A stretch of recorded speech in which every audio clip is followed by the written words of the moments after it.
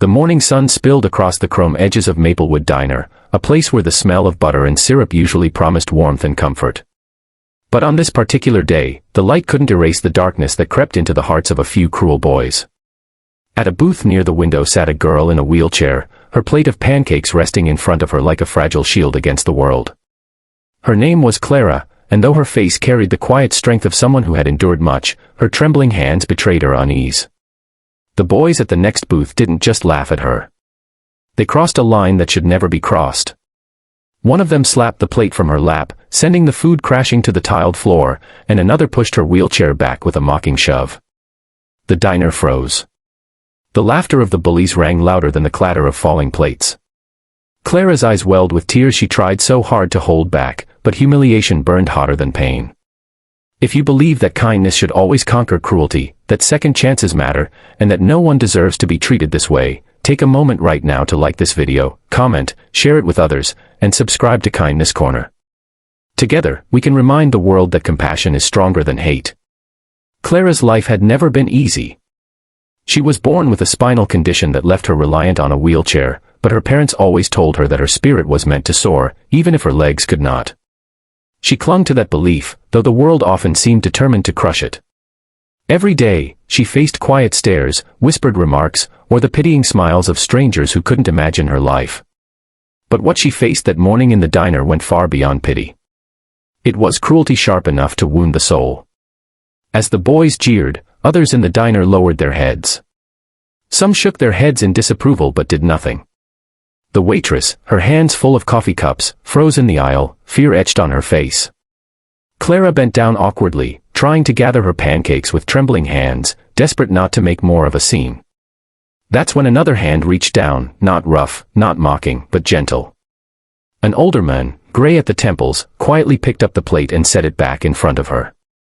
"Don't mind them," he whispered, but his eyes darted nervously toward the gang of teenagers.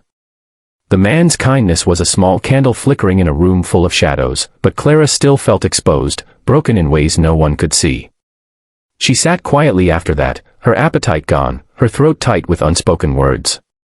She wanted to ask why the world worked this way, why people thought it was acceptable to torment those who were different. Her heart thudded in her chest with each burst of laughter from the bullies, who now bragged loudly about their bravery, oblivious to the cruelty of their actions. Clara closed her eyes and prayed for the hour to pass quickly, for the nightmare to end. An hour later, something unexpected happened, something that shifted the entire energy of the diner. It began as a low rumble, almost like thunder. Heads turned toward the wide glass windows as the sound grew louder, more distinct. Dozens of motorcycles rolled into the parking lot, their chrome glinting under the daylight. The sight alone was enough to make conversations hush and forks freeze in midair. The unmistakable insignia of the Hells Angels was emblazoned on their leather jackets as they parked in a perfect line, engines growling like an approaching storm. The bullies, who just moments ago carried themselves with arrogance, suddenly grew restless. Their smirks faltered. Everyone knew the reputation of the Hells Angels, fierce, fearless, and unafraid to stand their ground. When the door of the diner swung open, the bell jingled softly, but the silence that followed was louder than anything. A towering man with a beard and steel-hard eyes walked in, his vest heavy with patches. Behind him came another, and then another, until the diner felt smaller, its air charged with tension. Clara's eyes widened, her pulse racing with both fear and wonder.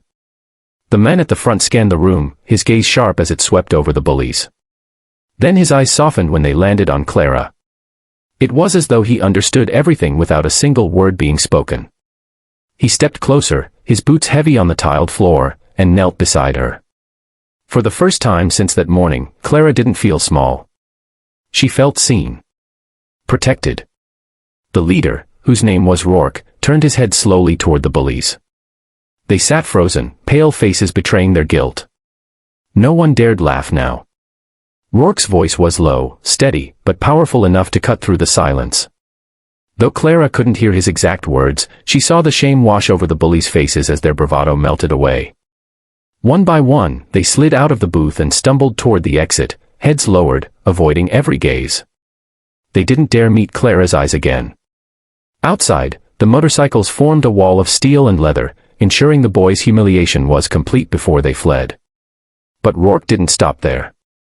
He called over the waitress, placed a large bill on the table, and told her to bring Clara anything she wanted, pancakes, milkshake, pie, the whole menu if she liked.